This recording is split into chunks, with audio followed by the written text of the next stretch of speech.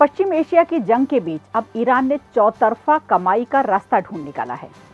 Iran की संसद की सुरक्षा समिति ने ऐसा फरमान दिया है जिससे ईरान की बम्पर कमाई होने जा रही है। इसे कहते हैं आपदा में अवसर ढूंढना। होर्मुज स्ट्रेट से गुजरने वाले व्यापारिक जहाजों की टोल वसूली के लिए एक प्रस्ताव को मंजूरी दी गई है, लेकिन इसका असर भारत पर क्या पड़ेगा, आज इस पर बात करेंगे। अब विचार कीजिए, एक ऐसा रास्ता जहां से भारत का तेल और गैस आयात किया जाता है और अचानक उसे बंद कर दिया जाए तो हमारी रोजमर्रा की जिंदगी पर, हमारे उद्योग और ईंधन की कीमतों पर कैसा असर पड़ेगा। यही बड़ा सवाल है और सबसे बड़ी चुनौती अब भारत के सामने खड़ी है। ईरान की संसद ने होर्मुज में टोल वसूली को हरी झंडी दिखा दी है। इससे भारत पर सप्लाई चेन पर संकट के बादल मंडराने लगे हैं, क्योंकि ईरान ने होर्मुज स्ट्रेट से गुजरने वाले जहाज़ों से टोल वसूली का फैसला कर लिया है। ये जानकारी ईरान की सरकारी मीडिया IRIB ने दी है। हालांकि ईरान का कहना है कि ये टोल सिर्फ वसूली के लिए नहीं, बल्कि सुरक्षा जहाज़ों की सुरक्षा और पर्यावरण की रक्षा को ध्यान में रखकर लगाया जाएगा। अब हर वो जहाज जो होर्मुज से होकर गुजरेगा उसे भुगतान करना होगा। इसका असर सिर्फ ईरान की कमाई पर नहीं, बल्कि भारत जैसे देशों की सप्लाई चेन पर भी पड़ेगा। जॉइंट मैरीटाइम इंफॉर्मेशन सेंटर के आंकड़ों के अनुसार युद्ध जैसी स्थिति से पहले रोजाना लगभग 125 से 135 मालवाहक जहाज होर्मुज से गुजरते थे।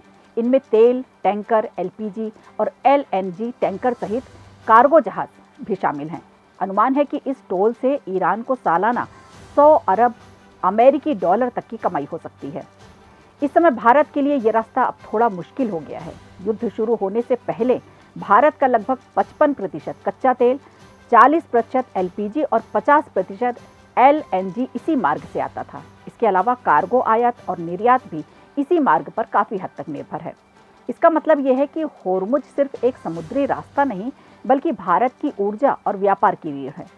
अब भारत को इस नए फैसले से कई तरह की समस्याओं का सामना करना पड़ सकता है। सबसे पहले तेल और गैस की कीमतें बढ़ सकती हैं, क्योंकि जहाज़ों को टोल देना होगा और वो खर्च अंततः भारत तक पहुंच जाएगा। इससे पेट्रोल, डीजल और गैस की कीमतें बढ़ सकती हैं और आम आदमी की जेब पर असर पड़ेगा। सप्लाई चेन भी प्रभावित हो सकती है। कंपनियां अधिक खर्च के कारण अपने मार्ग बदल सकती हैं या आयात निर्यात की योजना में बदलाव कर सकती हैं। इसका मतलब यह है कि माल समय पर ना पहुंचना, स्टॉक की कमी और व्यापार पर दबाव बढ़ सकता है। इसके अलावा भारत को वैकल्पिक मार्गों और नई रणनीतियों पर तेजी से काम करना होगा। सप्लाई चेन प्रभावित न हो, इसके लिए नए रास्ते, परिवहन साधन और योजना बनाना जरूरी होगा। कूटनीतिक स्तर पर भी भारत को सक्रिय रहना होगा। ईरान, खाड़ी और पश्चिमी देशों के साथ संबंधों को संतुलित करना जरूरी है, ताकि व्यापार और ऊर्जा की सुरक्षा बनी रहे। विशेषज्ञ चेतावनी दे रहे हैं कि ये बदलाव भारत की आर्थिक स्थिरता, महंगाई और व्यापार पर असर डाल सकता है। ये केवल ईरान का टोल नहीं, बल्कि भारत की सुरक्षा, ऊर्जा सुरक्षा, आर्थिक स्थिरता के लिए चुनौती है। अब सवाल यही है कि भारत इस नई स्थिति के लिए कितना जल्दी और सही कदम उठाएगा। क्या सरकार समय रहते वैकल्पिक रास्ते, नीति और कूटनीति के जरिए आम लोगों और व्यापार को सुरक्षित रह पाएगी? समय ही बताएगा कि ये चुनौती संकट बनी रहेगी या भारत इसे अवसर में बदल पाएगा। अब भारत को ईरान, खाड़ी और पश्चिमी देशों से कूटनीतिक संबंधों को बदली परिस्थितियों में नए सिरे से दुरुस्त करना होगा।